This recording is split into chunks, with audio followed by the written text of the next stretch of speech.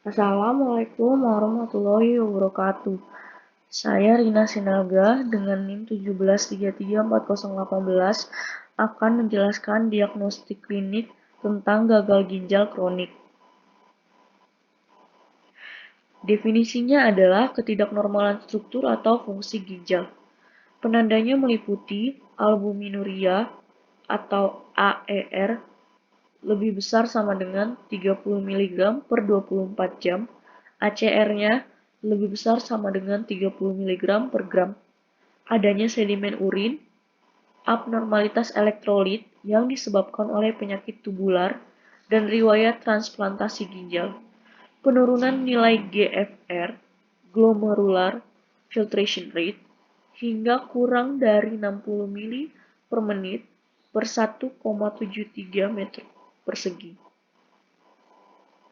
Mekanismenya adalah cedera sebagian jaringan ginjal tersebut menyebabkan pengurangan massa ginjal yang kemudian mengakibatkan terjadinya proses adaptasi berupa hipertrofi pada jaringan ginjal normal yang masih tersisa dan hiperfiltrasi.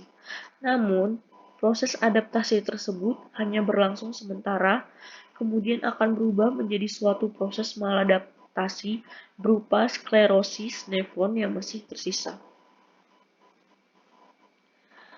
Kriterianya, jika meliputi kerusakan ginjal berlangsung lebih dari 3 bulan. Yang kedua, GFR kurang dari 60 mili per menit per 1,73 meter persegi. GFR merupakan indeks pengukuran fungsi ginjal di mana nilai normal pada dewasa sekitar 125 mili per menit per 1,73 meter persegi. Kelainan struktural atau fungsional dengan manifestasi berupa kelainan patologis, albuminuria, abnormalitas sedimen urin, riwayat transplantasi ginjal, dan kelainan imaging. Ya, lanjut. Etiologi dan faktor resiko penyakit gagal ginjal kronik. Untuk individu, usia lanjut, penurunan massa ginjal dan berat badan, kelahiran yang rendah, ras dan minoritas suku, riwayat keluarga, penghasilan rendah atau pendidikan, inflamasi sistemik, dan dislipidemia. Inisiasinya diabetes mellitus, hipertensi, glomerulonefritis. Pengembangannya proteinuria, tekanan darah tinggi, dan merokok.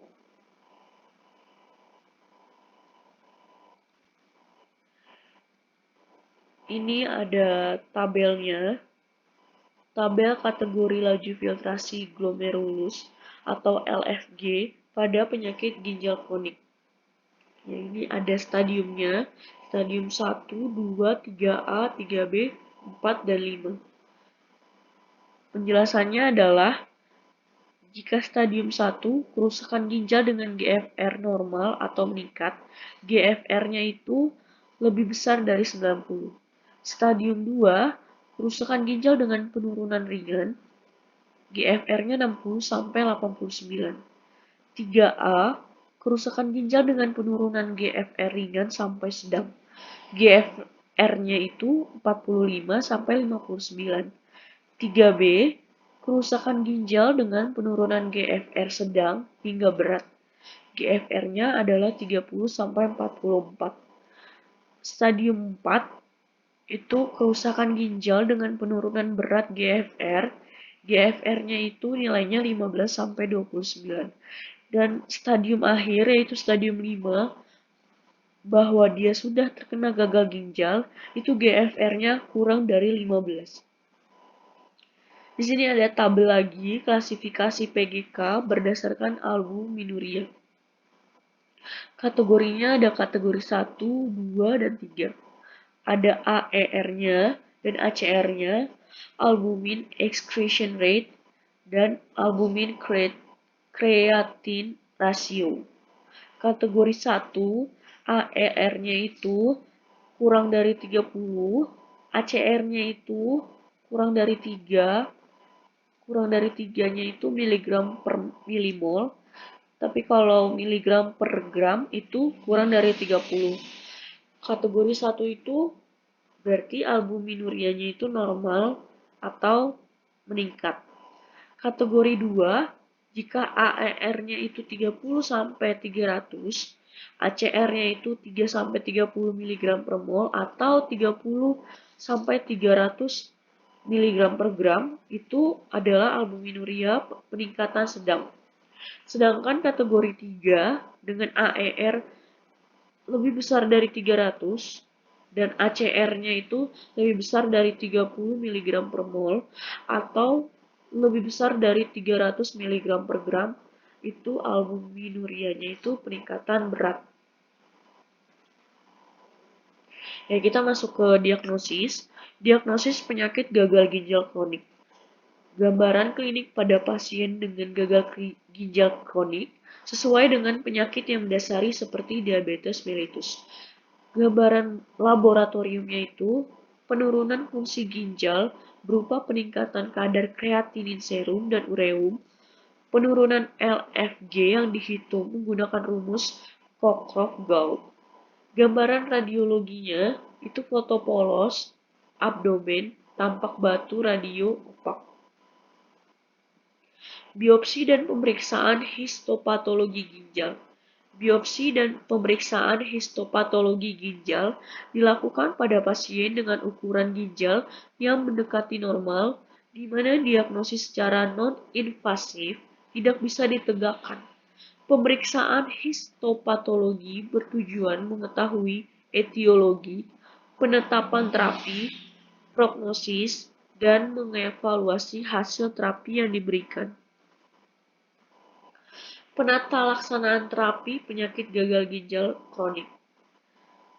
Tata laksananya seperti pada tabel 5, itu ada derajatnya, derajat 1, 2, 3, 4, 5. Derajat 1 dengan GFR lebih besar sama dengan 90. Rencana tata laksananya itu adalah terapi penyakit dasar, kondisi komorbid, evaluasi perburukan atau progression, fungsi ginjal, dan meminimalisir resiko kardiovaskular. Yang derajat kedua dengan GFR 60-89 menghambat perburukan fungsi ginjal. Derajat ketiga dengan GFR 30-59, rencana tata laksananya adalah evaluasi dan terapi komplikasi. Derajat keempat yaitu dengan GFR 15-29, rencana tata laksananya adalah persiapan terapi pengganti ginjal. Derajat 5 dengan GFR kurang dari 15, rencana tata laksananya adalah terapi pengganti ginjal atau hemodialisis. Di mana hemodialisis adalah suatu proses terapi pengganti ginjal dengan menggunakan selaput membran semi permeabel yang berfungsi seperti nefron sehingga dapat mengeluarkan produk sisa metabolisme dan mengoreksi gangguan keseimbangan cairan dan elektrolit pada pasien gagal ginjal. Terima kasih. Sekian dari saya. Mohon maaf jika ada kesalahan.